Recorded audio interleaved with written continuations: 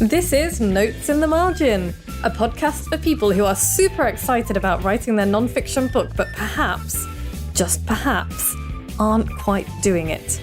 If you always feel called to tile the bathroom or clean the toilet instead of writing your book, you are in the right place.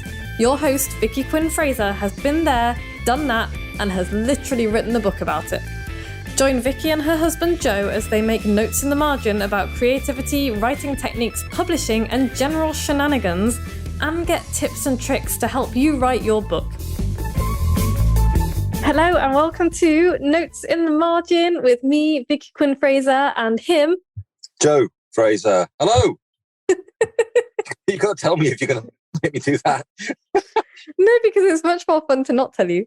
So I'm currently parked in a Tesco car park, remote from Vicky, so the audio might sound a little bit strange. And if there's a lag or a confusion or somebody, disturbs us and tells me to bugger off, that'll be the reason why. Cool. Yes, because we were going to do a podcast over the weekend, but then none of our central heating pipes worked. So we were still trying to stop the leaks at 8:30 yesterday evening, which is Sunday. That was amazing fun. Oh, yeah. So I guess we might as well do the Dingle update now then. I mean, you were mostly doing that with my dad, so you can talk. So Vicky's folks kindly offered to come over and help us at the weekend, which is great because Vicky's dad's a grown-up and that's awesome, and I'm clearly not. So the task of the weekend was really putting in a bit of plumbing for a radiator in the bathroom and to get the central heating pipe work out of the bathroom so that we could finish that room. And what we successfully managed to do was put a whole bunch of copper pipe work in. And to be fair, Vicky's dad was like, "Oh, we should definitely do this in copper because it's going in the floor and you'll never see it again. And it's great. Copper's great." And I was like, "I've never done copper before. I normally use plastic." He was like, No, it's fine." So we decided to use copper. And after about a day of messing around and putting pipes in under floorboards and all that kind of stuff, repressurized the central heating system to discover that every single joint leaked. Every single one.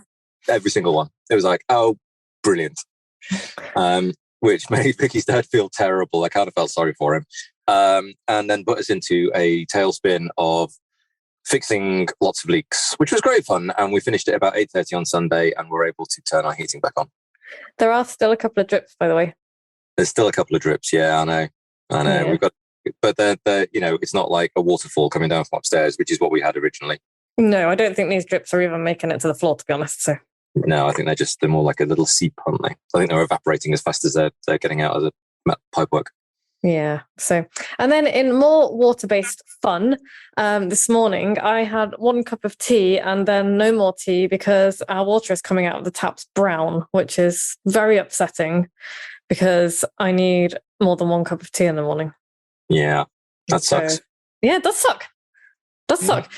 Welsh water are on it apparently, but I don't know how long it'll be, and I don't have much more water left that I can drink. So you might come home to find a dried husk this evening, Joe. A withered husk. A withered husk, yes. And I made the mistake. Sorry, you could get in your car and buy a bottle of water, or go to a coffee shop or something and get a tea, couldn't you? I mean, I'm not going to, though, am I? No, you're just going to sit and be annoyed. It's fine. So anyway, right, today is a very exciting topic because we're talking about microbooks. Microbooks? Yes, extremely tiny books like this one. That is a very small book. I'm holding up to the camera on my computer a book that is the size of my thumbnail, like literally the size of my thumbnail. I'm not really talking about like physically tiny books, although why not?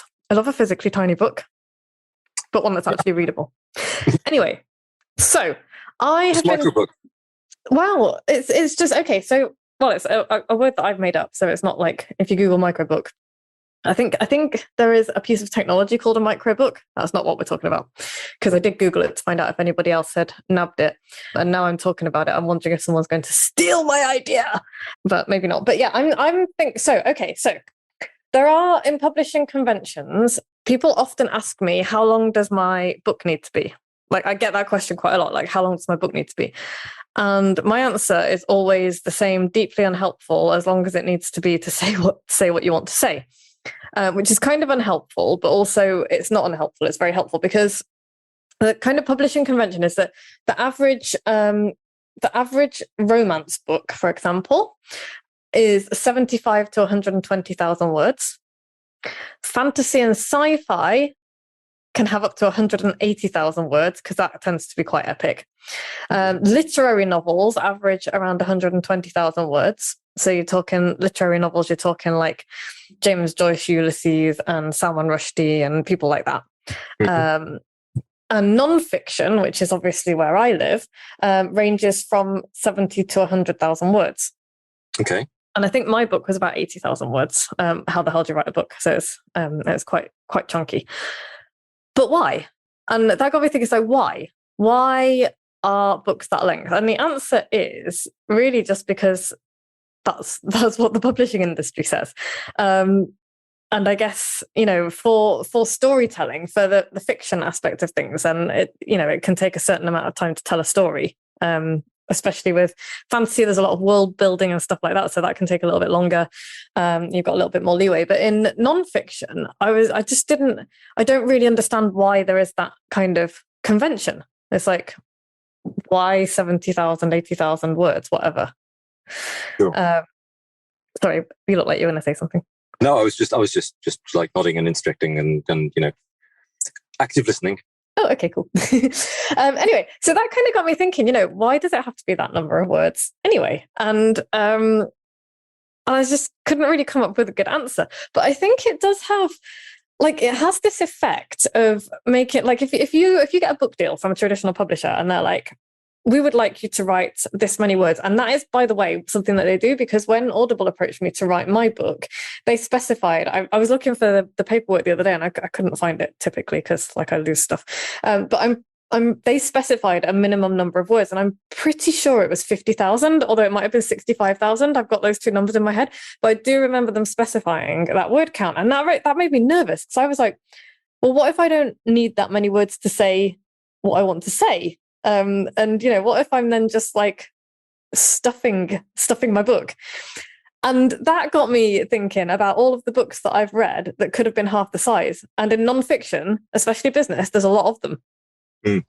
And so I was just like, nah, this is part of the reason, by the way, why I love indie publishing and self-publishing, because we're not bound by those word counts and restrictions. We can write however many we want.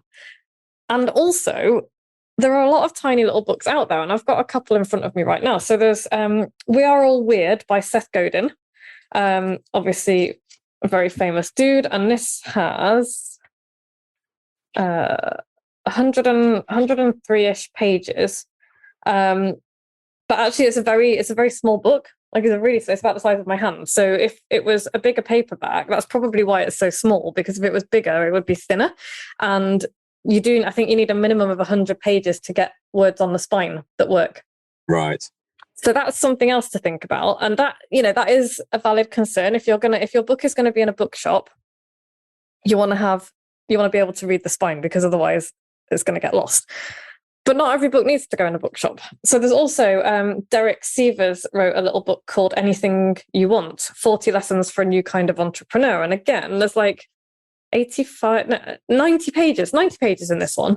And you can make it fatter by using bigger paper stock as well. So you can read what he's got on the spine, and it's just very slightly slimmer than Seth Godin's book. And it's the same size. It's like a tiny little paperback. And then, of course, you've got George Orwell's Politics and the English Language. And that was produced, I guess, as an essay, but it's been produced as a little microbook. Yeah, a little microbook. It is. It's a little microbook. And I'm not going to argue with George Orwell. and so it just kind of, and then we've got books like The Go-Giver, which is a little parable, and the kind of classic, although I don't really like it, but the classic Who Moved My Cheese? I was just thinking of that one. Were you? Yeah. Have you read it? I was going to chip in with that. It was only a little one, wasn't it? Oh, sorry. Have you read it? I've been encouraged to read it, and I got a little way through it and kind of, I didn't dismiss it, but it kind of made me think, yeah, this feels a little bit obvious and childish. Yeah, but I mean, that book did kind of spawn a whole, an almost a new genre of nonfiction and business books and kind of little parables. And I really like The Go-Giver. That's a lovely little book. That kind of is, works in the same way. But the one thing that really got me thinking about what I'm doing now and what I'll talk about in a minute is a book called Profit First by Mike Michalowicz. I've probably butchered his name. I'm very sorry, Mike. And I do not mean any shade to Mike Michalowicz at all. He's like a superstar in his industry and blah, blah, blah, and he's written this great book. That book changed my life. I never got past chapter 3. I read to chapter 3 and the rest of the book can just get in the bin as far as I'm concerned, because it's just about numbers and spreadsheets and accounts, and it's just not my jam at all. And so for anybody who's actually interested in like the nerdy numbers behind the business, they'll probably really enjoy the rest of the book. But for me, he could have written the first 3 chapters of that book, sold it to me as a micro book, and that's what I would have been delighted with that, because I just took the principles of what he said in that book, applied them to my business, and it's literally changed the face of how I look after my money and my accounts and stuff. And it's just been really life-changing. And that just got me thinking of, I'm sure his publisher told him that they wanted a certain size of book. And I'm not saying it's full of fluff, because it isn't. It's not. I think there's a bit more fluff there than there could be, but it's just like that one idea, that one kind of crystallized idea was just perfect for me. Like that as a book in itself, that'd do. And it just got me thinking about all of the people who are like, oh, I'd really like to write a book, but that's a lot, 80,000 words. Oh my God. Even when you say 5,000 words to people who don't write a lot, that sounds like a lot. And 300 pages, even 80 pages, even 50 pages sounds like a lot.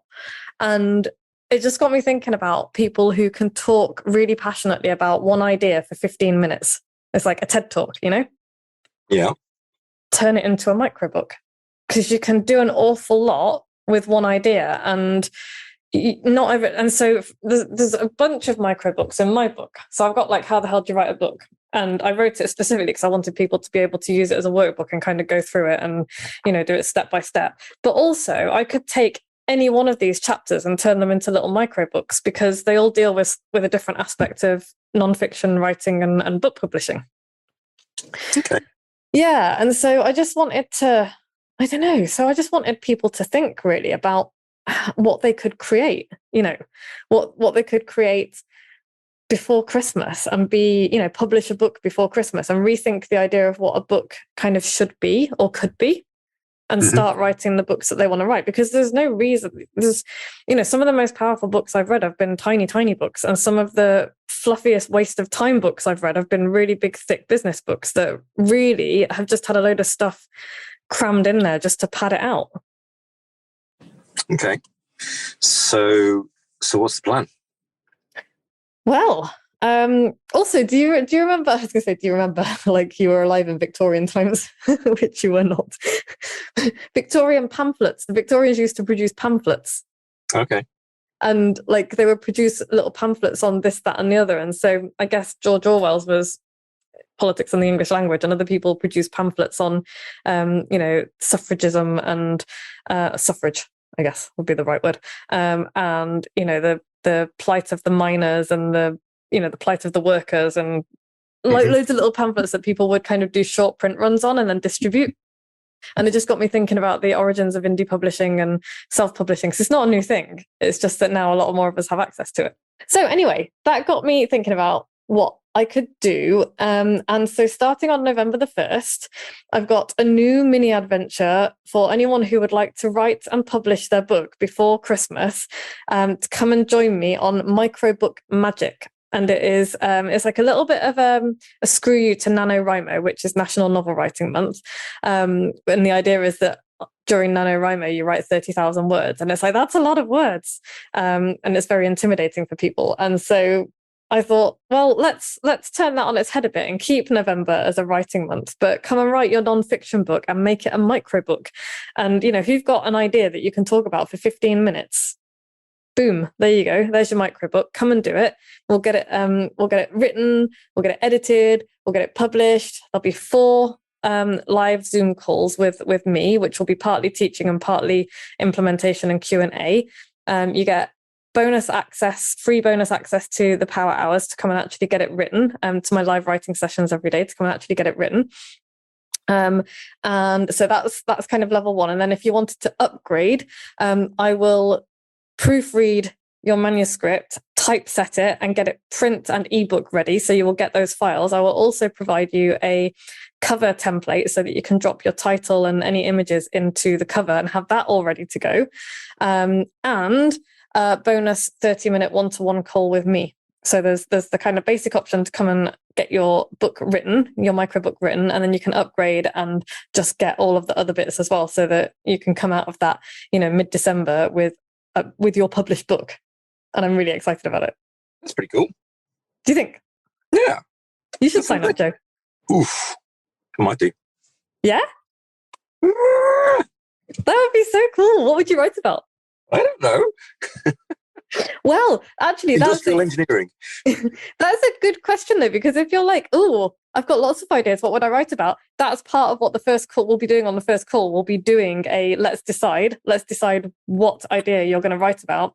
And bear in mind, this is a microbook. So it's like, you can write one this month, and then if you can write one next month as well. Yeah. So it's not a 3-year writing project. This is get it done. This is a get it done. And it's not, as well, it's a bit of an antidote to all of those, write your bestseller in 30 days. That's not what I'm promising here. There's loads of fake promises out there about what you can do and what you can achieve and blah, blah, blah. And I'm not going to get into whether they're BS or not, but this is like a microbook. We're going to get your idea crystallized down on paper and out actually helping people within like a month or so. That's cool. Yeah, I think so. I'm very excited. So the link to that, I haven't got a fancy sales page. I've just got a Google document. But the link to that is in the show notes. And if you want to sign up, there is a button within the Google Doc as well. You can go and sign up. And if you have any questions, as always, you can drop me an email, vicky@moxiebooks.co.uk. Any questions about my microbook magic, Joe? Blimey. Well, sat in a Tesco car park as I am, I don't have the notes in front of me. So any questions you wanted me to ask are realistically... I don't have questions I wanted you to ask. Okay, so... I don't know. How much does it cost? Oh, good question. So for the microbook magic package, without any of the added extras, is £300 plus VAT. Which is for 4 calls, all of the Voxer support from me as well, group Voxer support from me throughout that month, as well as access to the live writing hours, which on its own, the access to the writing hours is worth £50 for the month. And for the upgrade, it's £600 plus VAT, and you get all of those print and ebook ready files as well as your manuscript proofread. Nice. So you could effectively sign up and have something in your hand for Christmas. Yep, absolutely. And I will happily split those payments in half as well if people didn't want it or can't pay up front. We'll split them in half too. Cool. Yeah. Yeah, come and do this. I'm really excited about it.